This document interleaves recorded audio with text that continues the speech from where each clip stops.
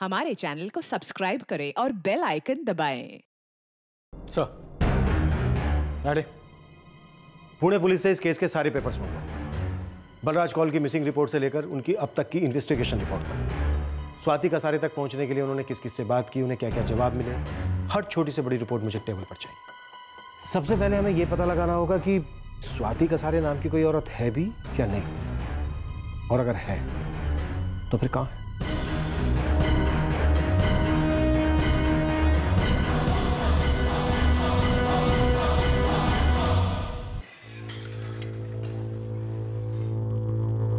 Please.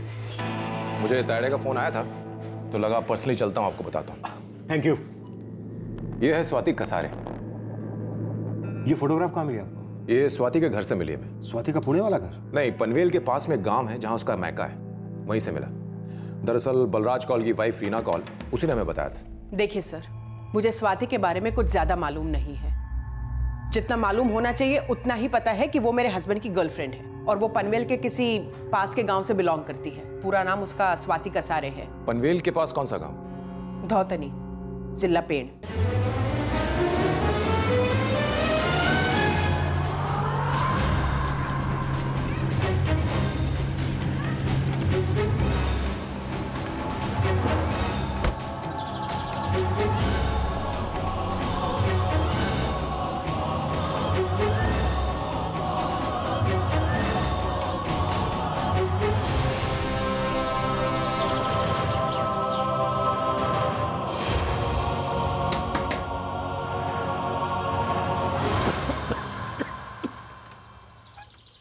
काय झालं रे बाबा?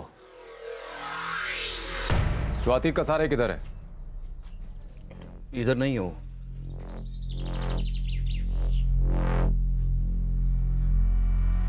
आप लोग अंदर आके बात करेंगे?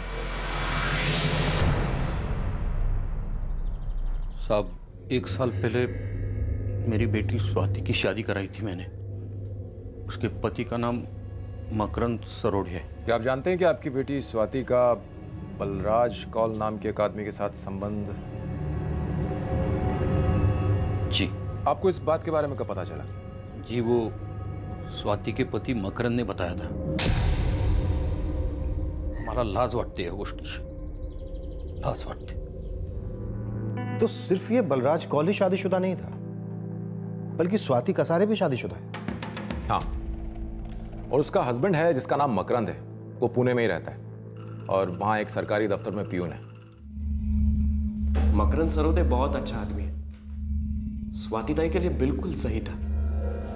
लेकिन वो बलराज कौल उसको हमेशा दबा के रखता था। वो पूरी तरह से खत्म हो गई थी उसके हाथों में। थक गई हूं मैं इस बलराज से। 6 साल से इस्तेमाल कर रहा है मेरा। अपनी बीवी को तलाक देने की बात तक नहीं छेड़ता। मैंने कहा चलो ऐसी शादी कर लो मुझसे, तो वो भी नहीं। ताई, अब तो तुम्हारी भी शादी हो गई है ना मकरंद भाव से। अब तो उस बलराज का पीछा छोड़ देना। वो नहीं छोड़ता ना मुझे। मैं जहां जाती हूँ मेरे पीछे पीछे आता है। मैं माँ के घर पनवेल जाती हूँ, वहां तक भी चला आता है ये। मैंने उसे कहा अब मेरी शादी हो गई है। ये सब कितना गंदा लगता है।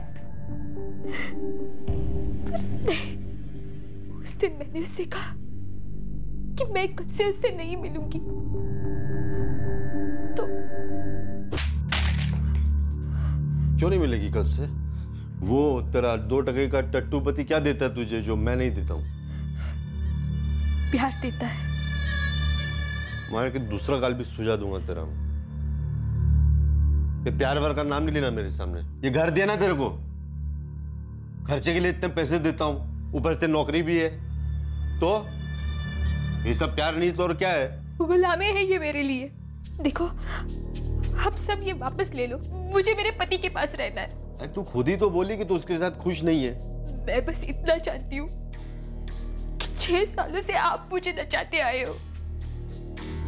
आपके लिए मैंने एक बार नहीं, 3 बार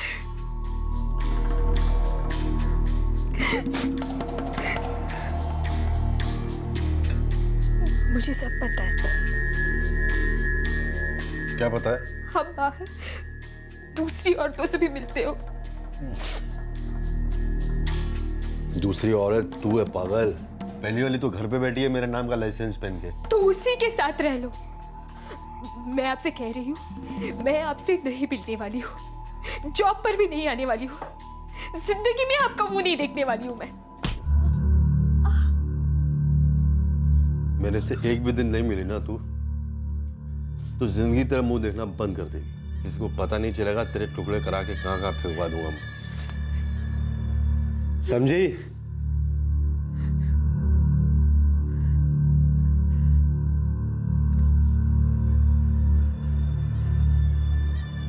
बैठना। क्या स्पेशल बनाया आज मेरे लिए? अरे तूने बोला था खीर बनाऊंगा, बोला था ना तूने। बनाया खीर, दोनों साथ में मिलके खाएंगे। बुरी तरह से फंसी थी मेरी स्वाति ताई। और स्वाति का पति मकरन, उसे इस रिश्ते से कोई एतराज नहीं था? बिल्कुल एतराज था। तो क्या फिर भी वो उसके साथ रह रहा था? नहीं, वो उसके साथ नहीं रहता था।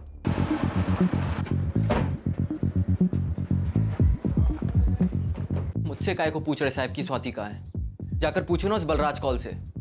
बलराज कौल गायब है और उसको ढूंढते ढूंढते हमें तुम्हारी पत्नी स्वाति का नाम मिला और फिर ये पता चला कि वो शादीशुदा है, इसलिए तुम तक पहुंचे। देखो साहब, वो बलराज कौल जिए मरे मिले या ना मिले मुझे कोई फर्क नहीं पड़ता, और ना ही मेरा स्वाति से कोई लेना देना है। उसके साथ मेरी शादी सिर्फ एक धोखा था जो उसके माँ बाप ने और उसके मामा ने मिलकर मुझे दिया है। हमारे जिया जी बहुत ही सीधे आदमी है। ये माँ जी बहन जी स्वाति बेटा दे दे। अब पूना में नौकरी करती है। अब ज्यादा पढ़ी लिखी नहीं है पर बहुत मेहनती है। तुम पुणे में कहाँ सर्विस करती हो? कॉल केटरिंग सर्विस नाम की एक कंपनी है, मैं वहाँ सर्विस करती हूँ। मैं सरकारी जॉब में हूँ पुणे में। क्या शादी के बाद भी तुम जॉब जारी रखोगी? हाँ, मैं शादी के बाद भी ये सर्विस करना चाहती हूँ। बेटा शादी के बाद भी अगर ये काम करेगी तो घर कौन संभालेगा? मुझे चलेगा भाई, मुझे पसंद है। हमारे मकरंद को लड़की पसंद है। अब बेटा स्वाति, तुझे भी मकरंद पसंद है ना? जैसे आई बाबा की मर्जी। स्वाति के माँ बाप को उसके और बलराज के अफेयर के बारे में मालूम था या नहीं मुझे नहीं पता, लेकिन स्वाति को तो बताना चाहिए ना। वो कुछ नहीं बोली, एकदम चुप रही और हो गई हमारी शादी।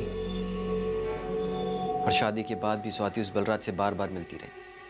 पहले सब कुछ मेरे पीठ पीछे हो रहा था, फिर एकदम खुलेआम होने लगा। और तुमने कुछ कहा नहीं? आप लोगों ने भी कुछ नहीं कहा? पहले तो प्यार में था साहब, पर मेरे आई बाबा भी बोलते तो क्या बोलते।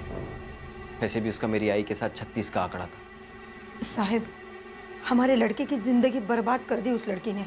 क्या कुछ नहीं किया साहब उसके लिए। उसकी मेरी आई से जमती नहीं थी, इसलिए उसके लिए अलग से किराए पे खोली ली। मेरी औकात नहीं थी इतनी, भाड़ा बहुत ज्यादा था, लेकिन फिर भी सोचा हो सकता है इसी बहाने सुधर जाए। पर नहीं साहब, वो नहीं सुधरी।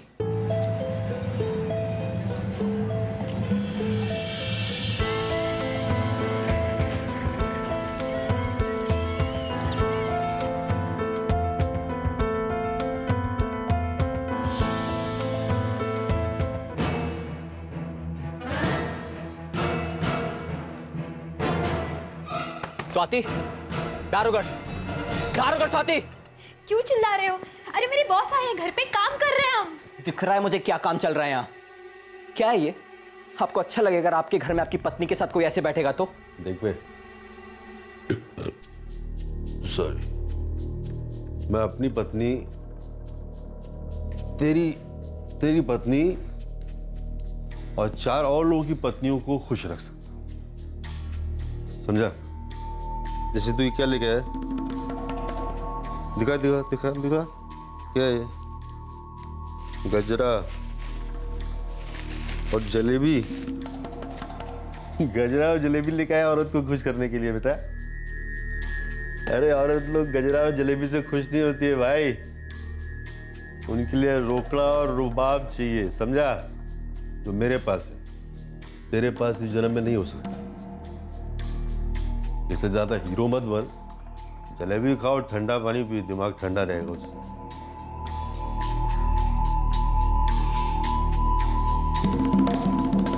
मैं तेरे को बाद में फोन करता हूँ।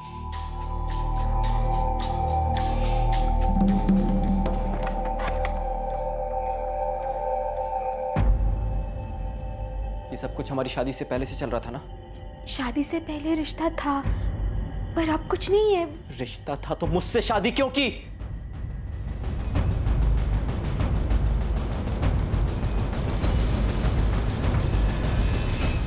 उस दिन के बाद मैं उस घर में कभी वापस नहीं गया।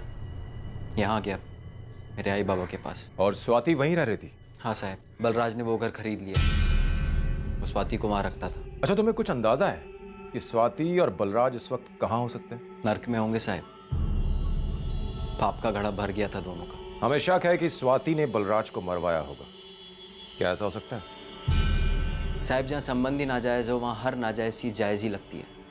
वो बलराज कौल स्वाति का पीछा नहीं छोड़ रहा था, लेकिन स्वाति का उस पर कोई हक नहीं था क्योंकि वो ठहरा शादीशुदा आदमी। बलराज की वाइफ ने बताया हमें कि बलराज और स्वाति के बीच क्या रिश्ता था। वो औरत भी बहुत शानी है साहब। उसको पता था कि बलराज स्वाति को रखा है सिर्फ मजे मारने के लिए। तो स्वाति ने बलराज को मारा होगा। स्वाति ने बलराज को मारा या मरवाया होगा, या बलराज ने स्वाति को खल्लास किया होगा, या हो सकता है साहब बलराज की बीवी ने दोनों को मरवाया हो। सब दिल जले हैं साहब, कुछ भी हो सकता है। वैसे दिल जले तो तुम भी हो। बिल्कुल हूँ साहब, मैंने भी मरवाया हो सकता है, लेकिन अगर मुझे ये सब करना होता साहब तो बहुत पहले कर चुका होता। इतने दिन काय को तड़पाता अपने आप को साहब। हमने स्वाति और बलराज को बहुत ढूंढा पर इन दोनों का कोई पता नहीं चला। पर हाँ, इन्हें ढूंढते ढूंढते हम स्वाति के मामा तक पहुंच गए, जिन्होंने मकरंद और स्वाति का रिश्ता तय करवाया था। क्या बोलूं साहब, इस लड़की ने तो एकदम नाक कटा दी। मेरे जीजा, उसके बाबा, वो तो चाहते ही नहीं थे कि वो पूना जाए, पर मैंने अपनी गारंटी पे उसको भेजा। मैंने ताई से बोला कि ताई, अपनी स्वाति कम पढ़ी लिखी है लेकिन मेहनती बहुत है, पूना जाकर नौकरी करेगी तो घर में 2 पैसे आएंगे, सबका भला होगा। पर इस लड़की ने तो बस बलराज कौल के साथ मुंह काला करके सब सत्यानाश कर दिया। कोई भी किसी को भी मार सकता है। सब एक दूसरे से परेशान थे। स्वाति कसारे बलराज कौल को खत्म करने का जिम्मा अपने दूर के भाई टैक्सी ड्राइवर कुणाल मोहिते को देती है। कुणाल मोहिते इसमें अपने एक कॉलेज स्टूडेंट दोस्त नागेश की मदद लेता है। नागेश इसमें अपने एक हॉस्पिटल वार्ड बॉय दोस्त संजय को इन्वॉल्व करता है। संजय अपने एक दोस्त शेखर को इसमें फंसाता है। शेखर का एक दोस्त प्रसाद हमारे गुड लक से बाई चांस हमारे सामने मुंह खोल देता है, जिसकी वजह से ये सारे के सारे फंसते हैं। मुझे लग रहा है कि हमें उलझाया जा रहा है। कहीं ऐसा तो नहीं कि हम सोच कुछ रहे हैं और बात दरअसल कुछ और? यही हुआ था साहब, और कुछ नहीं हुआ था। मेरा यकीन कीजिए आप, स्वाति ताई ने बोला कॉल को खल्लास करना है। मैंने दोस्तों को जमा किया और कर डाला काम। 2 शहरों की पुलिस के सामने एक लव स्टोरी थी जो हेट स्टोरी में तब्दील हो गई थी। इस कहानी की वास्तविकता सिर्फ एक आरोपी कुणाल मोहिते के बयान पर टिकी हुई थी, जो ये कह रहा था कि उसने स्वाति कसारे के कहने पर बलराज कौल का कत्ल किया था। लेकिन इस कहानी को सही साबित करने के लिए स्वाति मौजूद नहीं थी, वो गायब थी। दूसरी तरफ बलराज कौल की फैमिली ने उसकी मिसिंग कंप्लेंट दर्ज करवाई थी। अब पुलिस के सामने यह सवाल था कि दरअसल गायब कौन हुआ है, स्वाति कसारे या बलराज कौल, और मर्डर किसका हुआ है। ये अभी मुंबई से वापस आए हैं कार्बन डेटिंग के बाद, और ये साबित हुआ है कि ये हड्डियों के अवशेष 3 हफ्ते से ज़्यादा पुराने नहीं हैं। लेकिन ये साबित नहीं हो पाया कि ये मेल के हैं या फीमेल के। ये मेल के हैं या फीमेल के, ये साबित करने का कोई दूसरा तरीका नहीं है क्या? डीएनए टेस्टिंग के द्वारा ये साबित हो सकता है, लेकिन इसके लिए हमें इस व्यक्ति के ब्लड रिलेटिव्स का पता लगाना पड़ेगा। आप इनके ब्लड रिलेटिव्स को बुलाइए।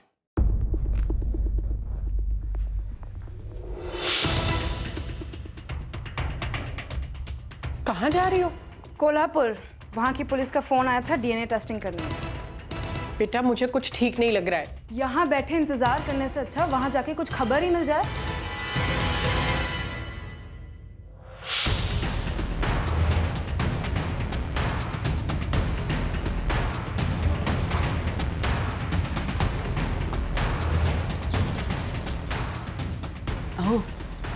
ये डीएनए तपास क्या होता है? पता नहीं, वहां जाके ही पता चलेगा ना।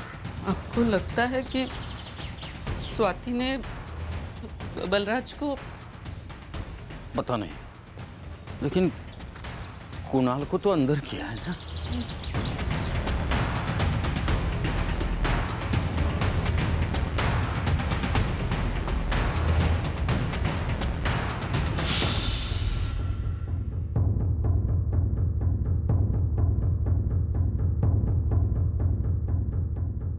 सर, जावेद मिर्जा लौटा है और आते ही उसने पुणे पुलिस को फोन किया।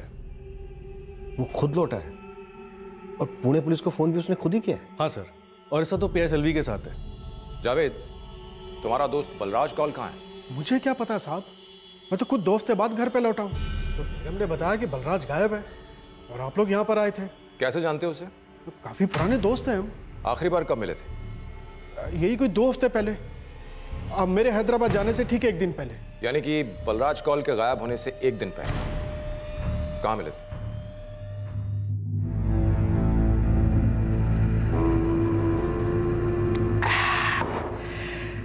बस एक लास्ट क्वार्टर और उसके बाद घर चलते हैं। अच्छा, तो तेरे तो 2 घर है। कौन से घर जाएगा? ऐसे मेरे और भी घर हो सकते हैं। पता है। व्हाट है अपना दोस्त, 1 क्वार्टर और। नहीं यार बलराज, अब 1 बूंद और नहीं। मुझे ना कल सुबह हैदराबाद जाना है। तू बैठ, मैं चलता हूँ यार। बस क्या भाई, यही दोस्ती।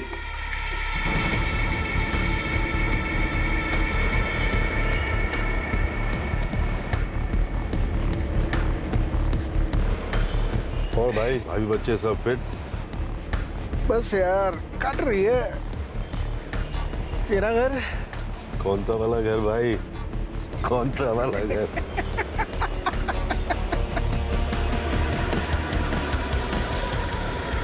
अरे बलराज, संभाल गए। पर सुन, संभल जा यार। टेंशन नहीं चल। अच्छा चल, मैं चलता। जा, टेंशन नहीं।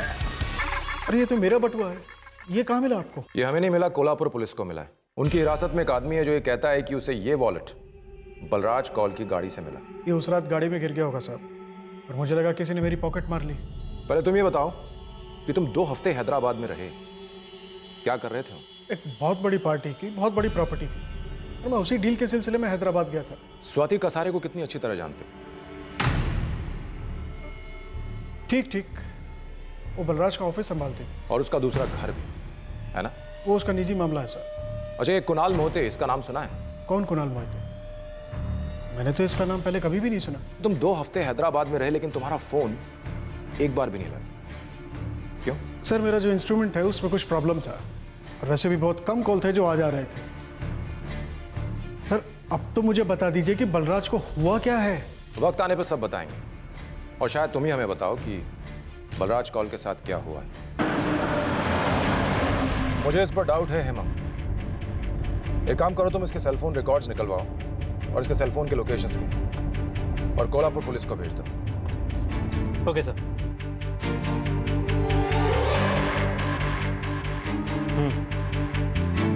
वाकई बहुत कम कॉल्स आ जा रहे थे जावेद के फोन पर, और जो है वो किसी काम के। सर पुणे पुलिस ने जावेद का बैकग्राउंड चेक किया, इसका कोई लफड़ा नहीं था। मतलब जावेद अब शक के दायरे से बाहर है? सर इस वक्त कुणाल मोहिते के कबूलनामे के अलावा वाकई में हमारे पास कुछ नहीं। अगर ये खून का गलत इल्जाम अपने सर पर ले रहा है तो क्यों? हे कुणाल, अभी क्या होगा रे हम सबको? मुझे नहीं पता, जो मुझे सही लगा वो मैंने किया, बस।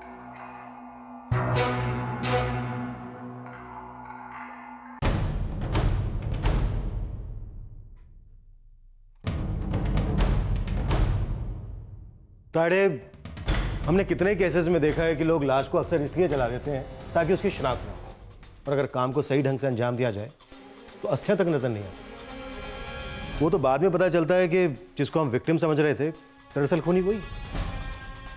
सर कुणाल का कहना है कि उसने ये सब कुछ स्वाति के लिए किया। स्वाति के कहने पर किया था, लेकिन अभी तक स्वाति का भी कोई पता नहीं। बस एक बार डीएनए टेस्ट हो जाए, फिर देखना सब कुछ साफ साफ नजर आने लगेगा।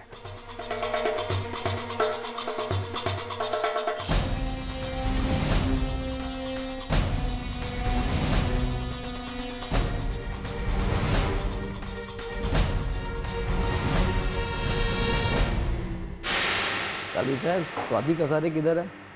कोई आइडिया नहीं मेरे को भी। क्या रे पकिया, तू किस काम का खबरी? एक विकेट भी नहीं ली तूने अब तक। इतना आउट ऑफ फॉर्म कब से होने लग गया? बस क्या साहब, उतना भी आउट ऑफ फॉर्म नहीं है मैं। एक खास खबर है बिल्कुल आपके लिए, बिल्कुल गुगली बॉल है। और तो बोल ना, क्या है? साहब, बलराज के ऑफिस में एक लड़का है जगन, वो स्वाति का बड़ा खास है। वो स्वाति को मुंबई लेकर गया था। मुंबई? क्यों? दोनों का लफड़ा चल रहा था क्या? ये नहीं पता साहब, लेकिन दोनों बलराज की गाड़ी का पीछा करते हुए गए थे, जगन और स्वाति। और ये खबर पक्की है साहब। साहब मैंने कुछ नहीं किया साहब। किया तो हमने भी कुछ नहीं अभी तक, और तूने अभी से रोना शुरू कर दिया। बैठ। अरे बस बस बस। तो तू मुंबई ले गया था स्वाति को, साहब का पीछा कर रहा था? साहब वो स्वाति बलराज साहब से पक चुकी थी ना, दोनों के बीच हर रोज झिकझिक होती थी। झिकझिक? किस बात की झिकझिक होती थी? वो बलराज साहब का दूसरी औरतों के साथ अफेयर चल रहा था ना, तो उसको लेकर झिकझिक होती थी। अच्छा, तुझे रिपोर्ट देते थे कि क्या कांड किया, किसके साथ किया? नहीं साहब, वो स्वाति मेरे को एक सब बोलती थी। क्या तेरा कोई चक्कर था उसके साथ? नहीं साहब, वो उसके पास बात करने के लिए कोई नहीं था, और हम दोनों एक ही ऑफिस में इतने साल से काम करते हैं, तभी वो दिल हल्का करती थी मेरे पास। साहब वो सच में बलराज साहब से रिश्ता खत्म करना चाहती थी, लेकिन वो उसको छोड़ते ही नहीं थे।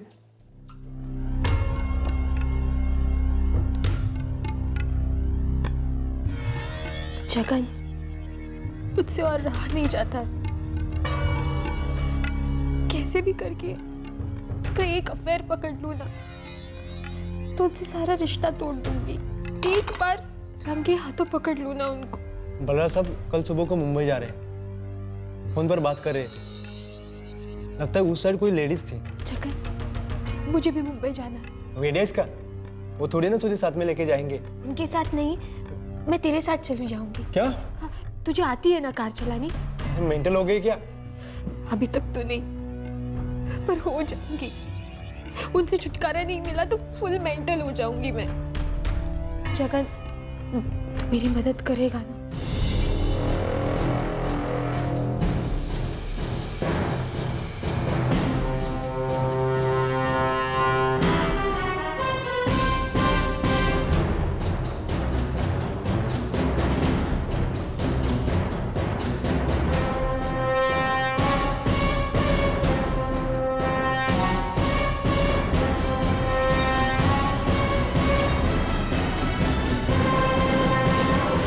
हम लोग वहाँ इंतज़ार करते रहे। स्वाति अंदर जाना चाहती थी, मुझे डर लग रहा था। उतने भी देखा कि बलराज साहब थोड़ी देर में बाहर निकले, होटल में बुकिंग अमाउंट देकर आ रहे थे। हम लोग पूरा दिन उनका पीछा करते रहे, लेकिन किधर भी कोई भी लेडीज़ वाला चक्कर हाथ नहीं लगा। बस इतना ही हुआ था साहब। इसके बाद जो भी हो बलराज साहब का या स्वाति का, आई शपथ मला काहीच माहीत नाही साहब, विश्वास ठेवा माझ्यावर। ये केस दो शहरों की पुलिस को एक जबरदस्त भंवर में घुमा रहा था। हाँ, कुछ शक के बुलबुले शांत हो रहे थे, जैसे कि जावेद मिर्जा वाला एंगल। ये महज एक इत्तेफाक था कि जावेद उस रात बलराज कॉल के साथ था जिस रात बलराज गायब हुआ था। लेकिन ये केस भी तो एक इत्तेफाक से ही शुरू हुआ था, जब कोल्हापुर पुलिस के हाथ शेखर और प्रसाद अचानक लग गए थे। लेकिन पुलिस के हाथ अब भी बहुत कुछ लगना बाकी था। कथित कातिल लॉकअप में थे, लेकिन कत्ल अभी साबित नहीं हुआ था। पुलिस को बेसब्री से डीएनए रिपोर्ट का इंतजार था, या फिर एक और इत्तेफाक का जो इस केस को अपने अंजाम तक ले जाता।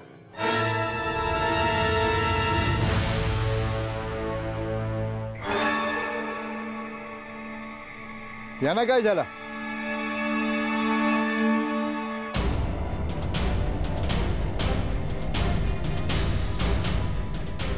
हाँ सर। क्या ये आदमी पक्का मर चुका था?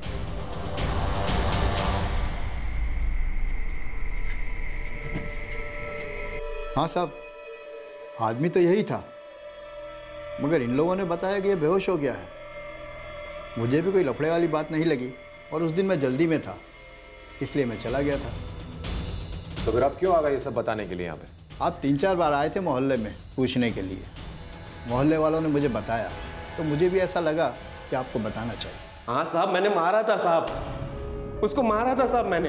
अब कितनी बार पूछोगे साहब? स्वाति ताई ने पहले बोला उसे धमकाना है, लेकिन मैं अकेला कैसे धमकाता साहब? फिर उन तीनों को मैंने साथ में लिया, वो राजी हो गए। अचानक से स्वाति ताई का प्लान बदल गया। उसने बोला उसे धमकाना नहीं है, उसे हमेशा के लिए दूर करना है। मदद तेरे दोस्त सही कह रहे थे कि उन्हें नहीं मालूम था कि मर्डर करना है। सच में उन्हें नहीं मालूम था साहब, सिर्फ मुझे मालूम था और स्वाति ताई को। उसी ने सब प्लान बनाया था।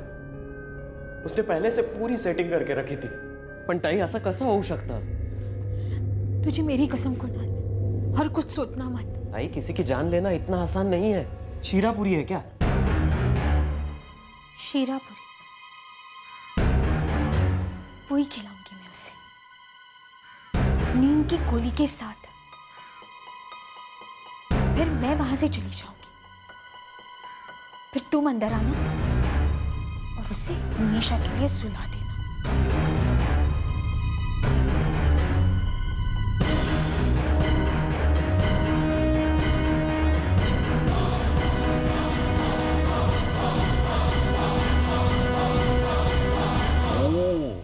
क्या बात है शीरापुरी, अरे वाह, बड़ा प्यार आ रहा है मेरे पे।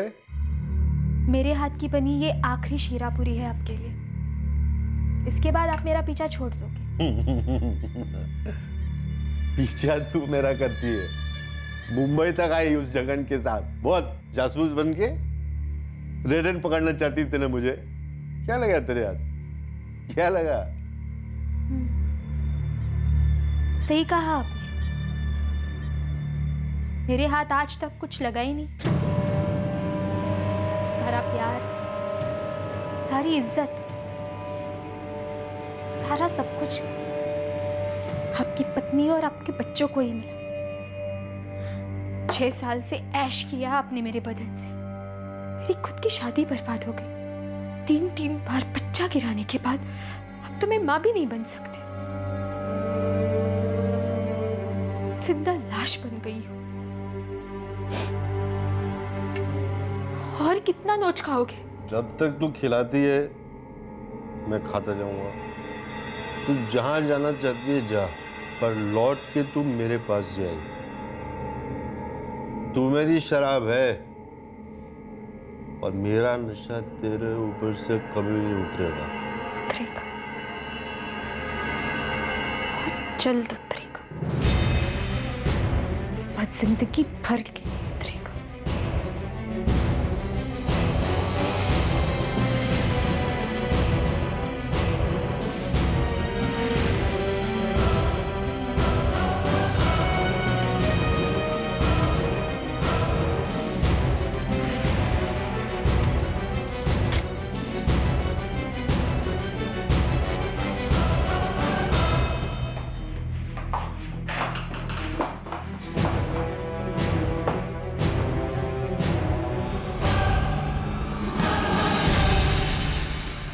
स्वाति कहाँ चली गई है कुणाल?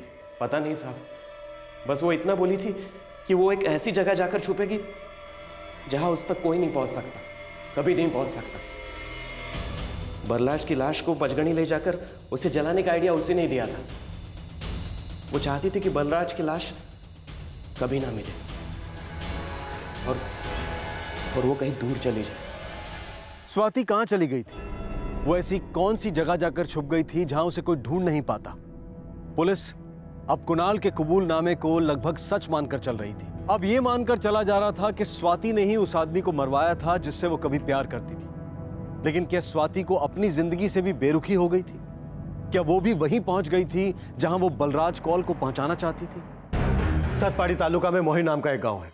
खबरी मान्या कह रहे हैं कि स्वाति की बचपन की सहेली वहां भी आई है। स्वाति अक्सर उससे मिलने जाती है और इस वक्त पूरे चांसेस हैं कि स्वाति हमें वहां मिले।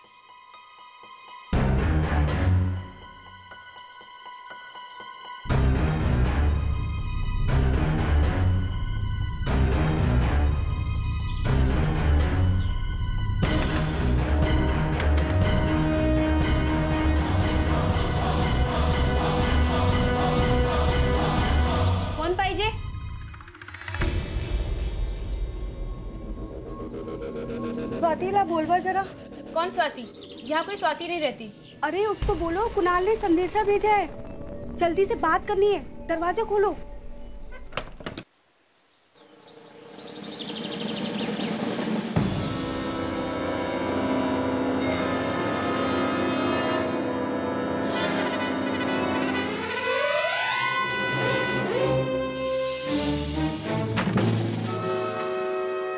क्या संदेशा भेजा स्वाति के लिए? मुफ्त।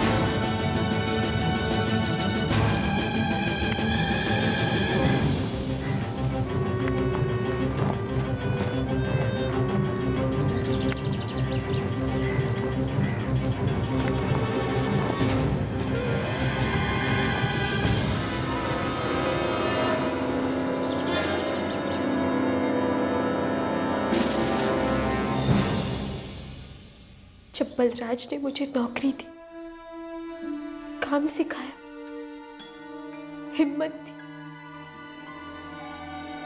तो मेरे लिए वो जैसे भगवान था। और जब उसने प्यार की बात की, मुझे लगा मेरी जिंदगी बन गई।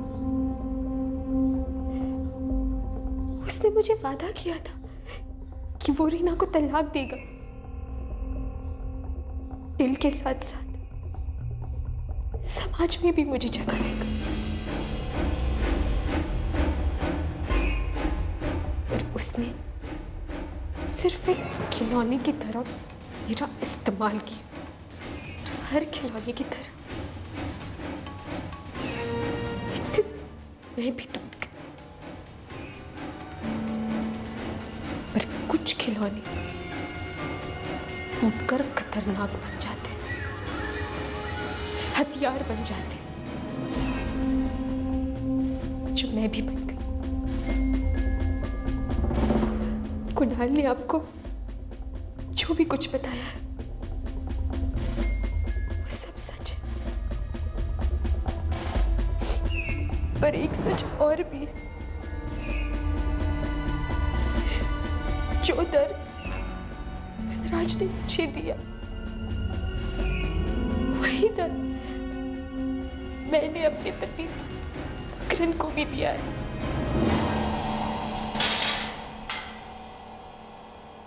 चलिए।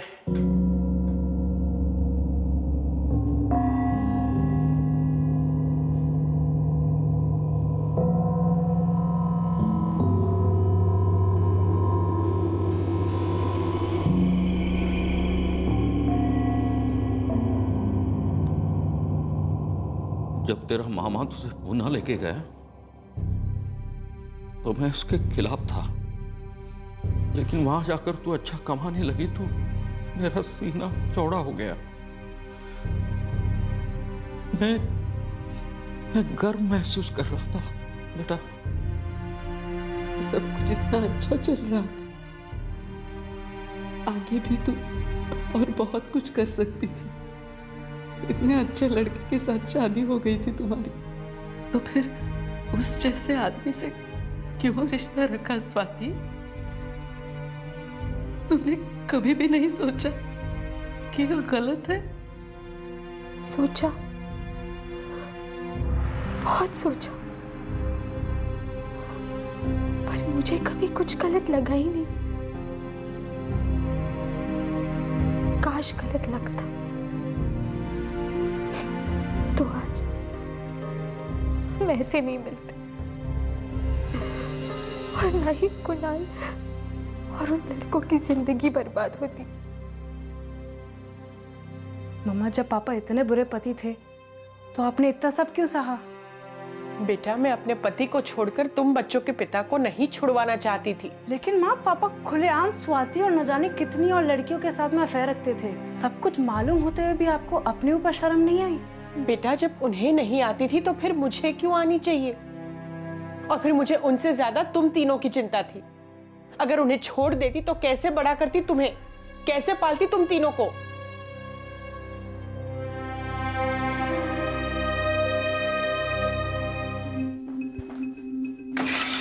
सर, रंगे हाथों पकड़ा ऐसे एक औरत की चैन खींच के भाग रहा था। उसी गैंग का लड़का लगता है जैसे हम ढूंढने निकले थे। अच्छा है तब नहीं पकड़ा गया, वरना इतना बड़ा केस हमारे हाथ कैसे लगता? सर अब इसका क्या करें? बातें करते आराम से, धीरे धीरे, ढेर सारी बातें करते। पता नहीं इसके मुंह से क्या निकल जाए जिससे छले गड़े मुर्दे उखड़ाए। अरे पानी वानी पिलाओ इसे।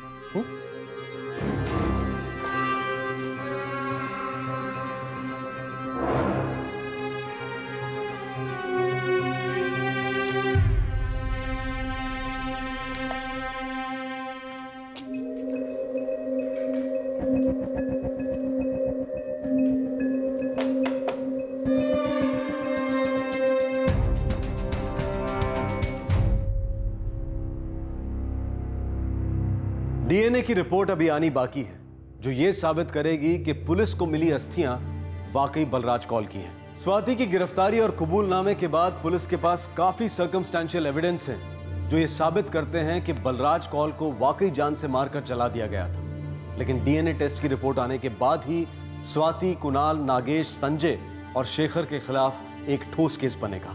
यह केस जितना एक नफरत भरी प्रेम कहानी का था, उतना ही लालच भरी जवानी का भी।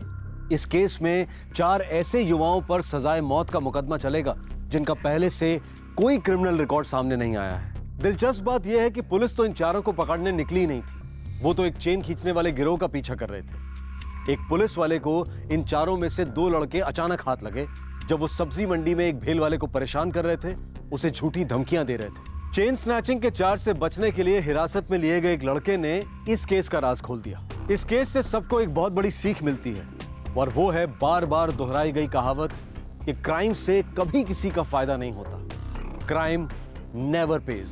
क्रिमिनल जितनी भी चालाकी कर ले, पुलिस को चकमा दे दे, कानून को चकमा दे दे, वकीलों की दलीलों का कवच पहन ले, लेकिन हर छुपा हुआ अपराधी अच्छी तरह से जानता है कि उसकी नींद, उसका चैनो अमन कानून के पास गिरवी है, उसके सर पर लटकती तलवार है।